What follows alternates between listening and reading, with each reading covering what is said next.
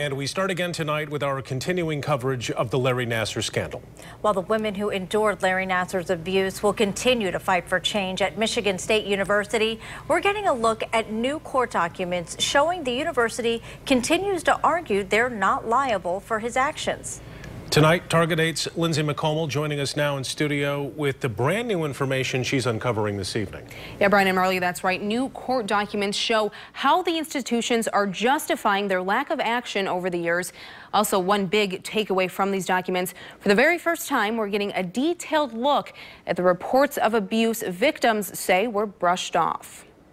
The same day Larry Nassar sat through day 4 of powerful impact statements, attorneys for some of the survivors laid out a timeline in court documents, noting 10 instances where Nassar's abuse was reported and ultimately ignored, starting in 1997 when a 16-year-old and 14-year-old complained to former MSU gymnastics coach Kathy Klages, who prevented them from filing a complaint. The last instance was in 2015, where these court documents say USA Gymnastics waited 5 weeks to take a complaint to law enforcement.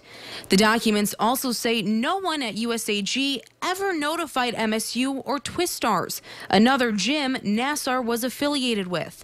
A timeline that Rachel Den Hollander says proves enabled abuse. Larry Nassar did not arise in isolation. Rather, we saw the worst sexual assault scandal in history unfold because a predator was left in power for decades. Despite warning signs, despite red flags, despite direct reports of assault. The documents go on to detail MSU and USAG's defense for why the lawsuit should be dismissed. Amongst their 4 points made in the documents, MSU continues to argue the plaintiffs failed to tell the appropriate people at MSU and that the claims were filed years after the abuse. Therefore, they're not liable. Meanwhile, USAG argues the first time anyone knew of Nassar's abuse was in 2015, and they brought the complaint to the FBI. The agency asked them not to do anything that could interfere with their investigation. So, quote, USAG honored that request by not notifying MSU.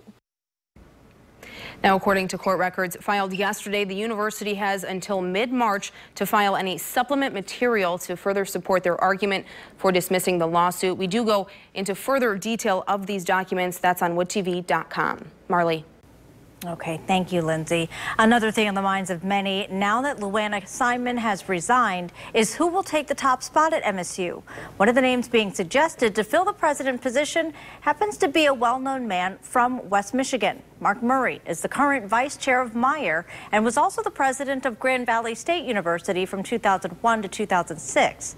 The Associated Press is reporting he could be a top pick to be MSU's next president, though university officials still haven't made any official statements on the matter. The Board of Trustees is expected to hold a meeting tomorrow afternoon to discuss who will become its next president. Students on campus at the same time, they have a lot to say tonight about the fallout from the Nassar case and what it means for the future of the university. Today, students responded by writing "thank you" on the famed rock on campus. You can see the names of the survivors also inscribed. It's undoubtedly been a tumultuous time for the university, and many aren't sure when it will bounce back. But there was consensus that the President Simon, had to go.